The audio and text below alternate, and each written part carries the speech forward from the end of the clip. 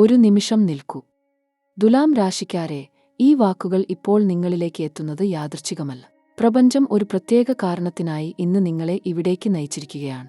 നിങ്ങളുടെ ജീവിതത്തിൽ ഇപ്പോൾ നടക്കുന്ന ചില കാര്യങ്ങൾ, ചില ബന്ധങ്ങളിൽ അനുഭവിക്കുന്ന ആ അവ്യക്തമായ നോവ്, ആ ആശയക്കുഴപ്പം, ആ എന്തോ ഒന്ന് ശരിയല്ല എന്ന തോന്നൽ, അതിന്റെ ഉത്തരം ഇന്ന് നക്ഷത്രങ്ങൾ നൽകാൻ തയ്യാറായിരിക്കുകയാണ്.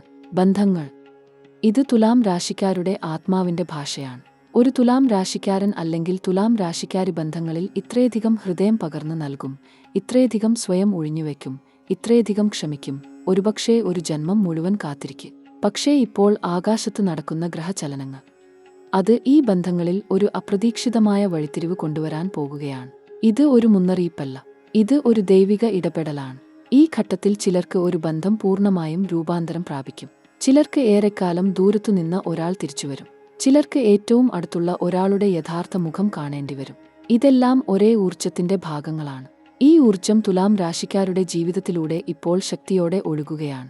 ഈ ഗ്രഹശക്തി എന്താണ്? ഇത് ഏത് ദിശയിലേക്ക് നിങ്ങളെ കൊണ്ടുപോകും? നിങ്ങൾ ഇപ്പോൾ ഏത് ബന്ധത്തെക്കുറിച്ചാണ് ആഴത്തിൽ ചിന്തിക്കുന്നത്? ആ ബന്ധം, ആ ഹൃദയബന്ധം, അതിന്റെ ഭാവി ഇന്ന് നക്ഷത്രങ്ങൾ വ്യക്തമാക്കും.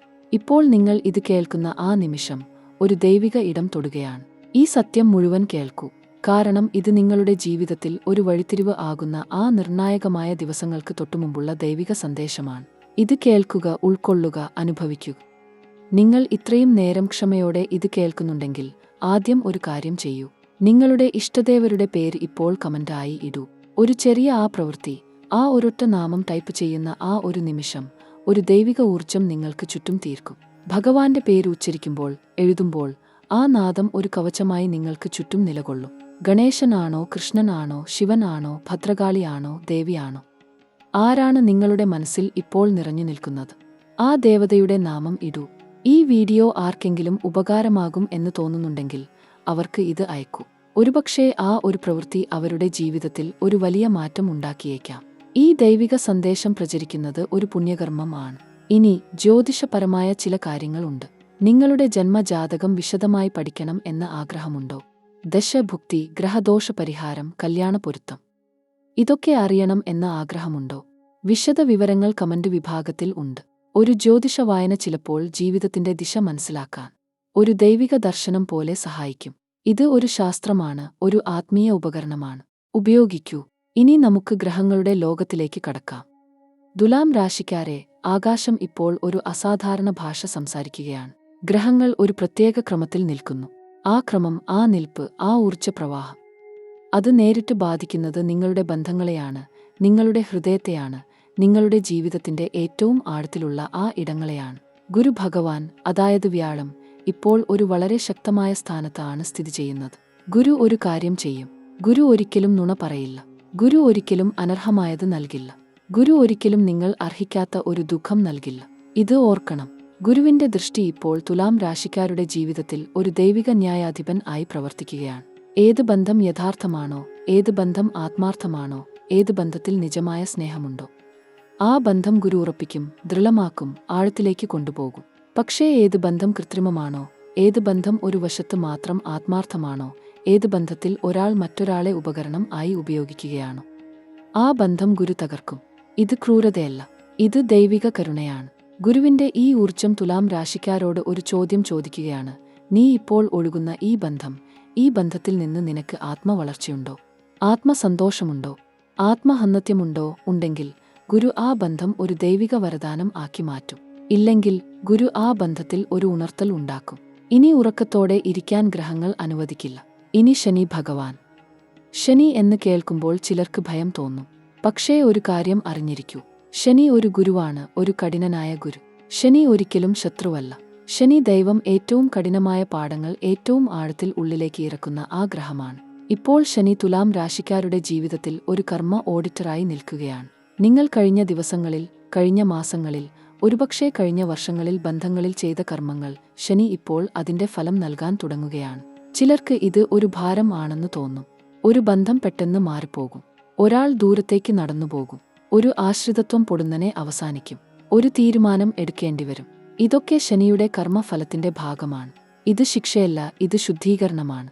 ഒരു ജലം ശുദ്ധമാകണമെങ്കിൽ അതിലെ മാലിന്യം അരിച്ചുമാറ്റണം. ഒരു ജീവിതം ശുദ്ധമാകണമെങ്കിൽ അതിലെ കൃത്രിമ ബന്ധങ്ങൾ, ഭാരമേൽക്കുന്ന ബന്ധങ്ങൾ, ആത്മക്ഷതം ഉണ്ടാക്കുന്ന ബന്ധങ്ങൾ, അതൊക്കെ മാറ്റണം. ശനി ആ ജോലി ഇപ്പോൾ ചെയ്യുകയാണ്. ശനി ഒരു കാര്യം കൂടി ചെയ്യുന്നുണ്ട്. ബന്ധങ്ങളിൽ ഉത്തരവാദിത്തം ആർക്കാണ് ഉള്ളത് എന്ന് ശനി ഇപ്പോൾ അളക്കുകയാണ്.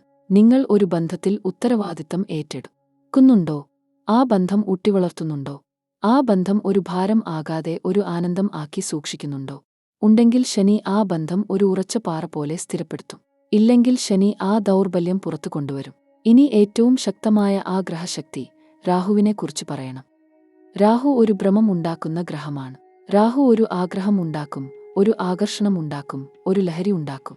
ഒരു ബന്ധത്തിൽ ഇത്ര ഭ്രമമുണ്ടോ, ഇത്ര ആകർഷണമുണ്ടോ? ഒരുപക്ഷേ ആ ആകർഷണം രാഹുവിന്റെ മായ ആകാം. ഇത് ഭയപ്പെടാൻ പറഞ്ഞതല്ല, ഇത് ഉണർന്നിരിക്കാൻ പറഞ്ഞതാണ്. രാഹു ഇപ്പോൾ തുലാം രാശിക്കാരുടെ ബന്ധജീവിതത്തിൽ ഒരു അസ്ഥിരത ഉണ്ടാക്കുകയാണ്. ഒരു ഉറച്ച തീരുമാനം എടുക്കാൻ കഴിയാത്ത ഒരവസ്ഥ. ഒരാൾ ശരിയാണോ അല്ലയോ എന്ന് വ്യക്തമാകാത്ത ഒരു ഘട്ടം. ഒരു ബന്ധം മുന്നോട്ടു പോകണോ പിൻവലിക്കണോ എന്ന ആശയക്കുഴപ്പം. ഇത് ഇപ്പോൾ അനേകം തുലാം രാശിക്കാർ അനുഭവിക്കുന്നുണ്ട്. ഇതിനോടൊപ്പം കേതു, ആ ആഴമേറിയ കർമ്മഗ്രഹം, നിങ്ങളെ ഭൂതകാലത്തിലേക്ക് നോക്കിക്കുകയാണ്. ഒരുപക്ഷേ ഒരു പഴയ ബന്ധം ഓർമ്മ വരും. ഒരു പഴയ വേദന ഉയർന്നുവരും. ഒരു ജന്മം മുൻപുണ്ടായ ഒരു കർമ്മബന്ധം, ആ ബന്ധം ഈ ജന്മത്തിൽ ഒരു ഓർമ്മ ആയി, ഒരു ആകർഷണം ആയി, ഒരു ദുഃഖം ആയി പ്രത്യക്ഷപ്പെടും. കേതു ഇപ്പോൾ ആ ഭൂതകാല ബന്ധകർമ്മങ്ങൾ ഉരുക്കി ഒഴുക്കുകയാണ്. ഇത് ഒരു കർമ്മശുദ്ധീകരണ കാലഘട്ടമാണ്. ഈ 4 ഗ്രഹശക്തികൾ, ഗുരുവും ശനിയും രാഹുവും കേതുവും, ഒന്നിച്ച് ഒരു ദൈവിക നാടകം ഒരുക്കുകയാണ്. ആ നാടകത്തിന്റെ കേന്ദ്ര കഥാപാത്രം ഇപ്പോൾ നിങ്ങളാണ്, തുലാം രാശിക്കാരെ. ഈ നാടകം ദുഃഖ നാടകം അല്ല. ഈ നാടകം ഒരു ആത്മ ഉണർവിന്റെ നാടകമാണ്. ഒരു പരിവർത്തനത്തിന്റെ നാടകമാണ്. ഒരു ജന്മത്തിൽ ഒരിക്കൽ മാത്രം വരുന്ന ഒരു ദൈവിക അവസരത്തിന്റെ നാടകമാണ്. ഈ ഗ്രഹ ഊർജം ഇനി ഏത് ദിശയിലേക്ക് ചലിക്കും? ഈ ബന്ധ ഊർജ മാറ്റം നിങ്ങളുടെ കർമ്മജീവിതത്തെ ഏതുവിധം സ്വാധീനിക്കും? ഈ ഘട്ടത്തിൽ ഒരു ആത്മീയ ശക്തി ചോദ്യമുണ്ടാകുന്നു. ഈ ഗ്രഹഭ്രമണം തുലാം രാശിക്കാർക്ക് ഒരു ദൈവിക സംരക്ഷണ കവചം ആകണമെങ്കിൽ ഏതൊക്കെ ആത്മീയ കർമ്മങ്ങൾ ചെയ്യണം? ഏതൊക്കെ ദേവാലയ ദർശനങ്ങൾ ഈ ഊർജം ശക്തമാക്കും? ഏതൊക്കെ ഭക്തിഭ്യാസങ്ങൾ ഈ ഗ്രഹദോഷം ഒഴിവാക്കും? ഈ ചോദ്യങ്ങൾക്ക് ഉത്തരം ഇനി നിങ്ങൾ ചെയ്യേണ്ട ഏറ്റവും പ്രധാനമായ കാര്യങ്ങളെക്കുറിച്ച് സംസാരിക്കാം. ഈ കാർമിക് ഊർജം നിങ്ങളെ ഏതു ദിശയിലേക്ക് കൊണ്ടുപോകണം എന്നത് ഒരു പരിധിവരെ നിങ്ങളുടെ കൈകളിൽ തന്നെ ഇരിക്കുന്നു. ഗ്രഹങ്ങൾ കൊടുക്കുന്ന ഊർജത്തെ ശരിയായ ആത്മീയ ചാലുകളിലൂടെ പ്രവഹിപ്പിക്കാൻ കഴിഞ്ഞാൽ ഈ കാലഘട്ടം നിങ്ങൾക്ക് ഒരു ദൈവിക അനുഗ്രഹമായി മാറും. ശനിയുടെ കഠിനതയും രാഹുവിന്റെ ആശയക്കുഴപ്പവും ഒരേ സമയം നിങ്ങളെ പരീക്ഷിക്കുമ്പോൾ ആ പരീക്ഷണങ്ങൾക്ക് മുന്നിൽ തളർന്നുപോകാതിരിക്കാൻ ആത്മീയ ശക്തി അത്യന്താപേക്ഷിതമാണ്. അതുകൊണ്ടുതന്നെ ഈ പരിഹാരങ്ങൾ ശ്രദ്ധയോടെ ശ്രവിക്കുക, മനസ്സിൽ ഉൾക്കൊള്ളുക. തുലാം രാശിക്കാർക്ക് ഇപ്പോൾ ഏറ്റവും ഫലപ്രദമായ പരിഹാരം ആരംഭിക്കുന്നത് ഒരു ലളിതമായ ദൈനംദിന ശീലത്തിൽ നിന്നാണ്. എല്ലാ ദിവസവും രാവിലെ ഉണർന്നെഴുന്നേൽക്കുമ്പോൾ നിങ്ങളുടെ മനസ്സിൽ ആദ്യമായി ഇഷ്ടദേവന്റെ നാമം ഉച്ചരിക്കുക. ആ ഒരൊറ്റ നിമിഷത്തിൽ ദൈവം നിങ്ങൾക്കു ചുറ്റും ഒരു സംരക്ഷണ കവചം തീർക്കുന്നു. ഇതൊരു അന്ധവിശ്വാസമല്ല, ഇത് ആയിരക്കണക്കിന് വർഷങ്ങളായി നമ്മുടെ ആർഷഭാരത ജ്യോതിഷ പാരമ്പര്യം അംഗീകരിക്കുന്ന ഒരു ആത്മീയ സത്യമാണ്. മനസ്സ് ദൈവചിന്തയോടു കൂടി ഉണർന്നു തുടങ്ങുമ്പോൾ ആ ദിവസം ഒരു ദൈവാനുഗ്രഹത്തിന്റെ ദിവസമായി മാറുന്നു. ശുക്രൻ തുലാം രാശിയുടെ ഉടമസ്ഥ ഗ്രഹമാണ്. ഈ ഗ്രഹത്തിന്റെ അനുഗ്രഹം നേടാൻ ശുക്രാഴ്ച ദിവസങ്ങൾ പ്രത്യേകം ഉപയോഗിക്കണം. ആ ദിവസം വെള്ള നിറമുള്ള പൂക്കൾ ദേവീദേവന്മാർക്കു സമർപ്പിക്കുക. ലക്ഷ്മീദേവിയുടെ ക്ഷേത്രത്തിൽ പോകാൻ കഴിഞ്ഞാൽ ഏറ്റവും ഉത്തമം. ദേവിക്ക് മുന്നിൽ നിൽക്കുമ്പോൾ ഒരു കാര്യം ഓർക്കണം. നിങ്ങൾ ആ നിമിഷം ഒരു ഭക്തൻ മാത്രമല്ല, ഒരു ആത്മാവ് തന്റെ ഉറവിടത്തിലേക്ക് മടങ്ങുകയാണ്. ആ അനുഭൂതിയോടുകൂടി പ്രാർത്ഥിക്കുക. ശ്രീസൂക്തം ചൊല്ലാൻ കഴിഞ്ഞാൽ ഉത്തമം. ഇല്ലെങ്കിൽ ഹൃദയം നിറഞ്ഞ ഒരു ലളിതമായ പ്രാർത്ഥന 1,00,000 ശ്ലോകങ്ങളേക്കാൾ ശക്തിയുള്ളതാണ്. ശനിയുടെ ദോഷശമനത്തിനായി ശനിയാഴ്ചകൾ പ്രത്യേകം ഉപയോഗിക്കണം. ആ ദിവസം ഒരു ചെറിയ ദീപം കത്തിക്കുക. ഇരുമ്പ് വിളക്ക് ആണെങ്കിൽ ഏറ്റവും നല്ലത്. നല്ലെണ്ണ ഉപയോഗിക്കുക. ഹനുമാൻ ക്ഷേത്രത്തിൽ ദർശനം നടത്തുക. ഹനുമാൻ ചാലിസ ഒരിക്കൽ ഭക്തിയോടെ ചൊല്ലുക. ശനിദേവന്റെ ക്ഷേത്രത്തിൽ തിൽ അഥവാ എള്ള് നൽകുക. ഇത് ഒരു ചെറിയ കർമ്മമാണ്, പക്ഷേ ഇതിൽ ഒളിഞ്ഞിരിക്കുന്ന ശക്തി അപാരമാണ്. ശനിദേവൻ നമ്മുടെ കർമ്മഫലങ്ങളുടെ ദേവതയാണ്. ആ ദേവതയെ ഭക്തിയോടെ ആരാധിക്കുമ്പോൾ നമ്മുടെ കർമ്മഭാരം ഒരൽപ്പം ലഘൂകരിക്കപ്പെടുന്നു. ഈ ലഘൂകരണം ജീവിതത്തിൽ ഒരു ശ്വാസം കിട്ടുന്നതുപോലെ അനുഭവപ്പെടും. രാഹുവിന്റെ ദോഷശമനത്തിന് ദൈനംദിന ജീവിതത്തിൽ ഒരു ചെറിയ മാറ്റം കൊണ്ടുവരണം. ദിവസേന ആരെയെങ്കിലും ഒരു ഉപകാരം ചെയ്യുക. ഒരു പഴം നൽകുക, ഒരു ഭൂതദയ, ഒരു ദയുള്ള വാക്ക്. ഇവ ചെറിയ കാര്യങ്ങളായി തോന്നാം, പക്ഷേ ഇവ രാഹുവിന്റെ ദോഷഫലങ്ങളെ ദുർബലപ്പെടുത്തുന്നതിൽ അത്ഭുതകരമായ പ്രഭാവം ചെലുത്തുന്നു. രാഹു നമ്മുടെ ഭ്രാന്തൻ ആഗ്രഹങ്ങളുടെ ഗ്രഹമാണ്. ആ ഭ്രാന്തൻ ആഗ്രഹങ്ങളെ ഒരൽപ്പം ദയ കൊണ്ട്, ഒരൽപ്പം ത്യാഗ മനോഭാവം കൊണ്ട് നിയന്ത്രിക്കാൻ കഴിഞ്ഞാൽ ജീവിതം ക്രമേണ ശാന്തമാകുന്നത് കാണാം. കേതുവിന്റെ ആഘാതം ലഘൂകരിക്കാൻ ഗണേശ ഭഗവാന്റെ ഉപാസന ഏറ്റവും ഫലപ്രദമാണ്. ഗണേശ ഭഗവാൻ തടസ്സങ്ങൾ നീക്കുന്ന ദേവനാണ്. കേതുവിന്റെ ആശയക്കുഴപ്പത്തിൽ കാര്യങ്ങൾ ഏതു ദിശയിൽ പോകണം എന്ന വ്യക്തത നഷ്ടപ്പെടുമ്പോൾ ഗണേശ ഭഗവാന്റെ ചരണങ്ങൾ ഒരു ദിക്സൂചിയാകും. ഓം ഗം ഗണപതയെ നമേ എന്ന മന്ത്രം ഒരു ദിവസം 108 തവണ ചൊല്ലാൻ ശ്രമിക്കുക. കഴിയില്ല എന്നു തോന്നിയാൽ 21 തവണ ചൊല്ലിയാലും ഫലം ഉണ്ടാകും. ഭഗവത് ഉദ്ദേശ്യം ഒരിക്കലും ആ ഭക്തന്റെ ആഴത്തെ അളക്കില്ല, ആ ഭക്തന്റെ ഹൃദയശുദ്ധിയെ മാത്രമാണ്. ഈ കാലഘട്ടത്തിൽ ഒരേ ഒരു കാര്യം ദൃഢനിശ്ചയം ചെയ്യുക. ആരോടും ഒരു കാരണവശാലും ഒരക്ഷരം പോലും കള്ളം പറയരുത്. ഇത് ഒരു ആത്മീയ ചട്ടക്കൂടിൽ ഉൾപ്പെടുത്തി ഞാൻ പറയുകയല്ല. ഈ ഗ്രഹസ്ഥാനത്ത് ഒരു കള്ളം, ഒരു ചെറിയ ചതി, ഒരു ദ്വന്ദ്വ ജീവിതം ഇവ ദ്വിഗുണീഭവിച്ചു തിരിച്ചുവരും. ഈ ഒരു ഘട്ടത്തിൽ സത്യം, ലളിതം, ആർജവം ഇവ നിങ്ങളുടെ ഏറ്റവും ശക്തമായ കവചമാണ്. ഇതു ദുർബലതയല്ല, ഇത് ആ നിമിഷത്തിൽ ഏറ്റവും ധൈര്യശാലിയായ ഒരു മനുഷ്യൻ ചെയ്യുന്ന കർമ്മമാണ്. ഒരു കാര്യം കൂടി, ഈ ദിവസങ്ങളിൽ ഉറക്കം ശ്രദ്ധിക്കണം. ഗ്രഹ ഊർജം ഇത്രമേൽ ശക്തമായി ക്ഷോഭിക്കുമ്പോൾ ശരീരവും മനസ്സും ആ ഊർജ്ജ കൊടുങ്കാറ്റിൽ ക്ഷീണിക്കും. ഉറക്കം ഒരു ആത്മീയ ഔഷധമാണ്. ഉറങ്ങുന്നതിനു മുൻപ് ഒരു ലളിതമായ കൃതജ്ഞതാ പ്രാർത്ഥന ചൊല്ലുക. ആ ദിവസം ദൈവം നൽകിയ ഏതെങ്കിലും ഒരു നന്മ ഓർക്കുക. ഒരുപക്ഷേ ഒരു ഊണ്, ഒരു ആലിംഗനം, ഒരു പ്രകൃതി ദൃശ്യം. ഇതൊക്കെ ദൈവം നൽകിയ ദാനങ്ങളാണ്. ആ നന്ദിയോടു കൂടി ഉറങ്ങുമ്പോൾ ആ ഉറക്കം നിങ്ങൾക്ക് ഒരു ദൈവിക പുനരുജ്ജീവനമായി മാറുന്നു. നാളെ ഉണർന്നെഴുന്നേൽക്കുമ്പോൾ ഒരു പുതിയ ഊർജ്ജം അനുഭവപ്പെടും. ക്ഷേത്ര ദർശനത്തെക്കുറിച്ച് പറഞ്ഞാൽ ഒരു ദേവീക്ഷേത്രം, ഒരു ശിവക്ഷേത്രം, ഒരു ഹനുമൽ ക്ഷേത്രം. ഈ 3 ദേവാലയങ്ങൾ ഈ ഘട്ടത്തിൽ തുലാം രാശിക്കാർക്ക് പ്രത്യേക ഊർജ്ജ കേന്ദ്രങ്ങളാണ്. ദർശനം കഴിഞ്ഞ് ക്ഷേത്രമുറ്റത്ത് ഒരു നിമിഷം നിൽക്കുക, കണ്ണടക്കുക, ദൈവ സാന്നിധ്യം ശ്വസിക്കുക. ആ ഒരൊറ്റ നിമിഷം 1000 ദിവ്യൌഷധങ്ങളുടെ ശക്തിയുള്ളതാണ്. ഇങ്ങനെ ഓരോ ദിവസവും ഓരോ ചെറിയ കർമ്മം, ഓരോ ചെറിയ ഭക്തി, ഇവ ഒന്നിച്ചു ചേരുമ്പോൾ ഒരു അദൃശ്യ സംരക്ഷണ ചക്രം നിങ്ങൾക്ക് ചുറ്റും രൂപം കൊള്ളുന്നു. ആ ചക്രം ഈ ഗ്രഹദോഷ ഊർജ്ജങ്ങൾക്ക് ഭേദിക്കാൻ ഒരിക്കലും കഴിയില്ല. ഇനി ജീവിതത്തിലെ ഏറ്റവും പ്രായോഗിക ഭാഗത്തേക്ക് കടക്കാം. ഈ ഗ്രഹചലനങ്ങൾ നിങ്ങളുടെ തൊഴിൽ, ജീവിതോപാധി, സാമ്പത്തിക നില ഇവയിൽ എങ്ങനെ പ്രതിഫലിക്കും എന്നതാണ് ഇനി നോക്കാൻ പോകുന്നത്. ഇത് കേൾക്കുമ്പോൾ ഒരു കാര്യം ഉറപ്പിക്കുക, ഇത് ഭയം ഉളവാക്കാനല്ല, ഒരുക്കം ഉളവാക്കാനാണ്. തൊഴിൽ രംഗത്ത് ഇനി വരുന്ന 7 ദിവസങ്ങൾ ഏറ്റവും ശ്രദ്ധ ആവശ്യമുള്ള ദിവസങ്ങളാണ്. ഈ ഒരു ആഴ്ചയ്ക്കിടയിൽ തൊഴിലിടത്ത് ചില അദൃശ്യ ചലനങ്ങൾ ആരംഭിക്കും. ഒരു പ്രോജക്റ്റിൽ അപ്രതീക്ഷിതമായ ഒരു ആവശ്യം ഉയർന്നുവരാം, ഒരു ഉത്തരവാദിത്തം നിങ്ങളിലേക്ക് ചാർത്തിക്കിട്ടാം, ഒരു പുതിയ ദിശ തുറന്നുവരാം. ആ ദിശ ആദ്യ നോട്ടത്തിൽ ഒരൽപ്പം ഭാരിച്ചതായി തോന്നും. ഇതിൽ നിരാശപ്പെടരുത്. ഗുരു ഭഗവാൻ ഈ ഭാരം നിങ്ങളുടെ ചുമലിൽ ഇടുന്നത് നിങ്ങൾക്ക് ആ ഭാരം ഉൾക്കൊള്ളാനുള്ള ശേഷിയുണ്ട് എന്ന ദൈവിക ഉദ്ഘോഷണമാണ്.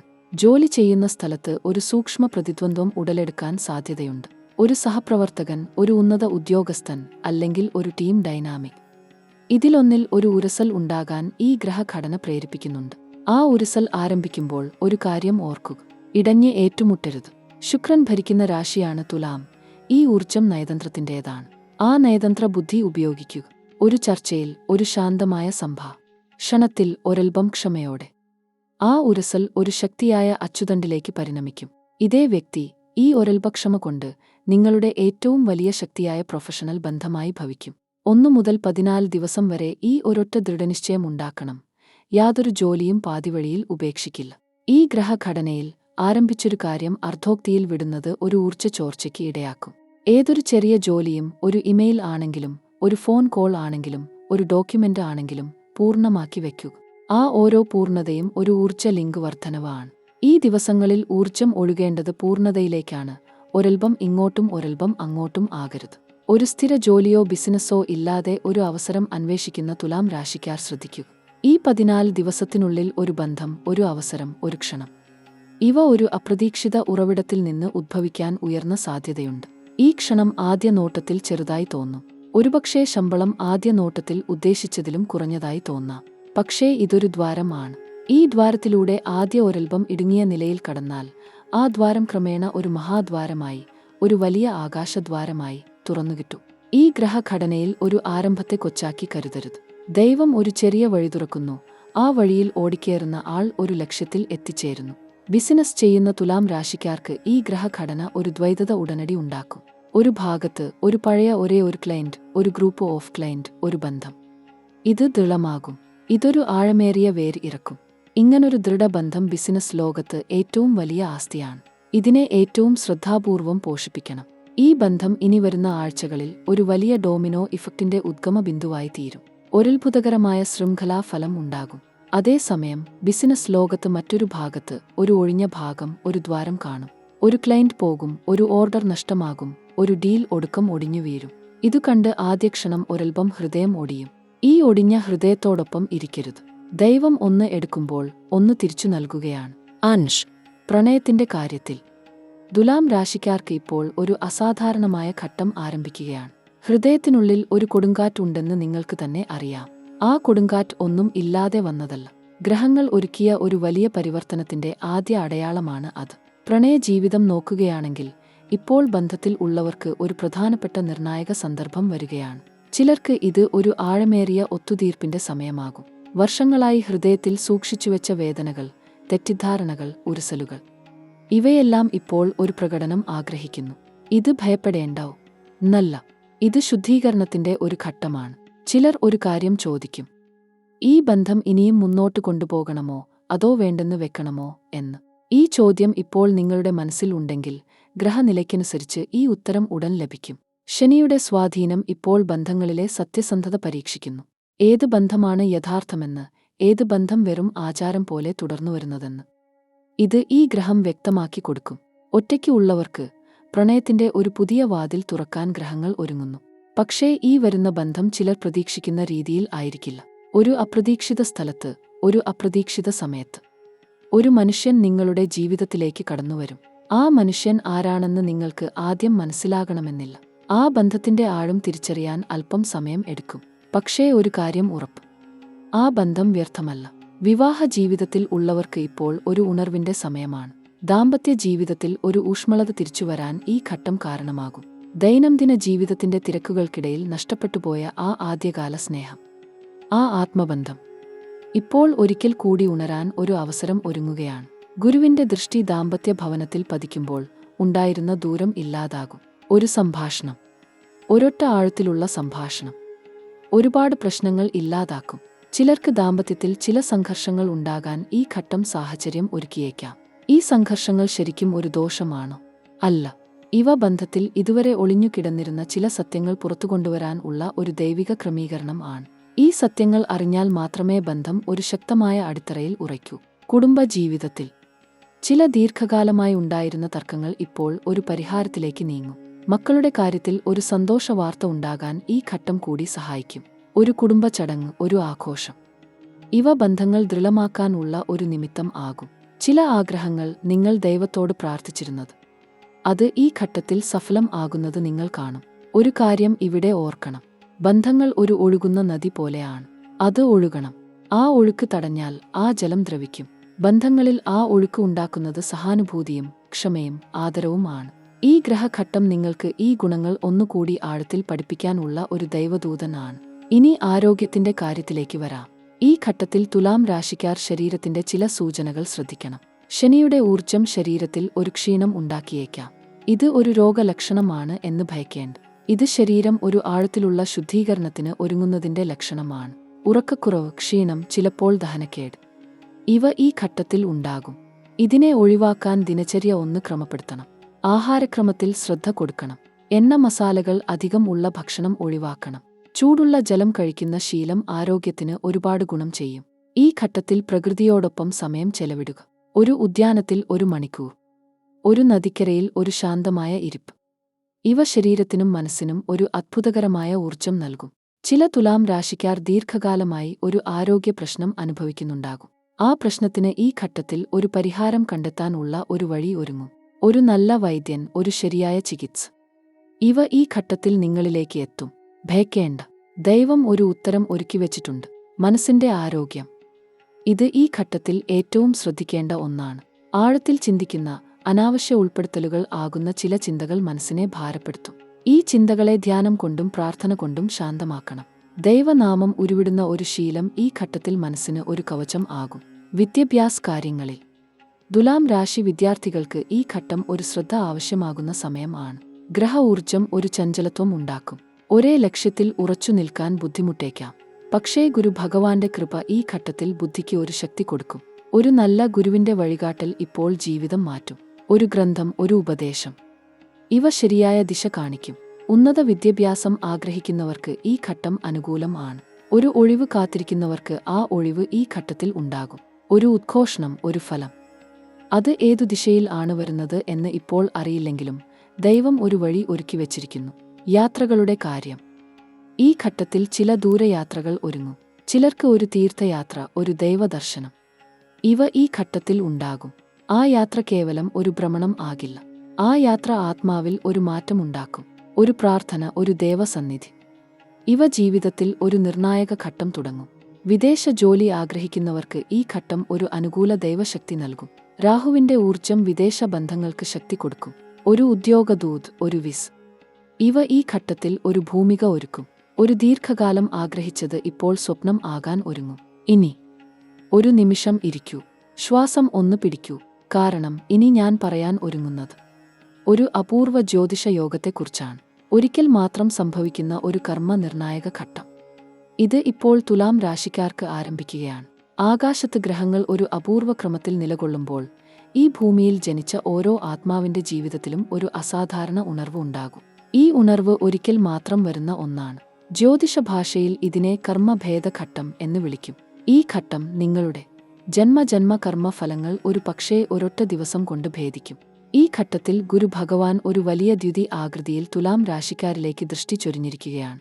ഈ ദൃഷ്ടി ലഭിക്കുന്ന ഓരോ ആത്മാവും അവർ ഇതുവരെ ചെയ്ത ദൈവഭക്തി, ദൈവദർശനം, ഓരോ ചെറിയ ദാനധർമ്മം, ഓരോ ക്ഷം, ഇവ ഇപ്പോൾ ഒരു ഫലം ആയി മടങ്ങിവരുന്ന ഒരു കാലം ആണ് ഇത്. ഏതൊക്കെ നന്മ ഇതുവരെ ചെയ്തോ, ഏതൊക്കെ ത്യാഗം ചെയ്തോ, അതെല്ലാം ഒരു ദൈവഭണ്ഡാരത്തിൽ ഇരിക്കുകയായിരുന്നു. ആ ഭണ്ഡാരം ഇപ്പോൾ തുറക്കപ്പെടുന്നു. ഇതൊരു ചെറിയ ഘട്ടം അല്ല. ഒരു തലമുറ ഒരിക്കൽ മാത്രം കാണുന്ന ഒരു ജ്യോതിഷ ഘട്ടമാണ് ഇത്. ഇത്തരം ഘട്ടങ്ങൾ ഉണ്ടാകുമ്പോൾ ജീവിതത്തിൽ ദശകങ്ങൾ കൊണ്ട് ഉണ്ടാകേണ്ടിയിരുന്ന മാറ്റങ്ങൾ ഒരൊറ്റ ഘട്ടത്തിൽ സംഭവിക്കും. ഒരു ദരിദ്രൻ ഒരൊറ്റ ദിവസം ഒരു ഉയർന്ന നിലയിലേക്ക് ഉയരും. ഒരു ദീർഘകാല ദുഃഖം ഒരൊറ്റ ദൈവദൂതൻ വഴി ഇല്ലാതാകും. ഇത് ഞാൻ ആലങ്കാരികമായി പറയുന്നതല്ല. ഇത് ഗ്രഹഗതിയുടെ ഒരു അടിസ്ഥാന ജ്യോതിഷ സത്യമാണ്. ഈ കർമ്മഘട്ടത്തിൽ ഒരു അദ്ഭുത ആത്മ ഉണർവ് ഉണ്ടാകും. ചിലർക്ക് ഒരു ദൈവസ്വരം, ഒരു ആഴത്തിൽ നിന്ന് വരുന്ന ഒരു ഉൾശബ്ദം. ഇത് ജീവിതത്തിന്റെ ദിശ കാണിക്കും. ആ ഉൾശബ്ദം കേൾക്കാൻ ശ്രദ്ധിക്കൂ. ആ ശബ്ദം ഭ്രാന്ത ആണ് എന്ന് ആരും ആ ഘട്ടത്തിൽ തള്ളിക്കളയരുത്. ആ ദൈവഭാഷ ആണ്. നിങ്ങൾക്കു മാത്രം ഉദ്ദേശിക്കപ്പെട്ട ഒരു ദൈവഭാഷ. ഈ ഘട്ടത്തിൽ ജനനം, മരണം, ഒരു ആത്മബോധം, ഇവ കുറിച്ചൊക്കെ ഒരു ഗഹനമായ ചിന്ത ഉണ്ടാകും. ഇത് ഒരു ദൈവദർശനത്തിന്റെ ആദ്യ ഘട്ടമാണ്. ആ ദർശനത്തെ ഭയക്കേണ്ടതില്ല. ഗ്രഹഗതി ആത്മാവിനെ ഒരു ഉന്നത ബോധനിലയിലേക്ക് ഉയർത്തുമ്പോൾ ഇത്തരം അനുഭവങ്ങൾ ഉണ്ടാകും. ഇത് ഒരു ആത്മശുദ്ധീകരണത്തിന്റെ ആദ്യ ലക്ഷണമാണ്. കേൾക്കൂ. ഈ ഘട്ടത്തിൽ ഒരു കർമ്മവണഭേദം ഉണ്ടാകും. ജന്മജന്മ കർമ്മവണങ്ങൾ. ആ വണങ്ങൾ ഇപ്പോൾ ഒരു ദൈവ ഇടപെടൽ കൊണ്ട് ഭേദിക്കപ്പെടാൻ ഒരുങ്ങുന്നു. ഇത് ഒരു ആത്മമോക്ഷ ഘട്ടമാണ്. ഈ ഘട്ടം ഉപയോഗിക്കണം. ദൈവഭക്തി ദൃഢമാക്കണം. ദൈവനാമം ഉരുവിടണം. ദാനം ചെയ്യണം.